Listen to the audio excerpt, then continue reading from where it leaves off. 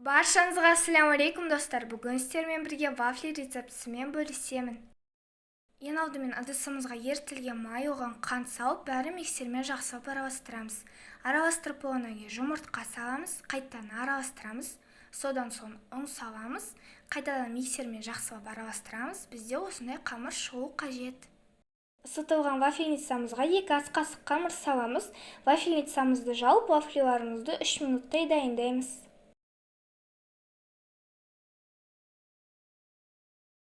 Дайын вафлиларымызды вафельницадан алып шығамыз. Видеода көрсетілгенде оларды ораймыз. Бұл кезде өте абай болыңыздар, вафлилар өте қатты ыстық болады.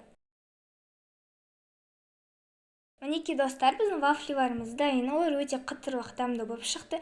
Егер сіздерде вафельница болса, 100% дайындауға кеңес берем. Ал егер осы видеоны лайк қойып, каналға жазылуды ұмытпаңыздар. Баршаңызға ассалаумағалейкум.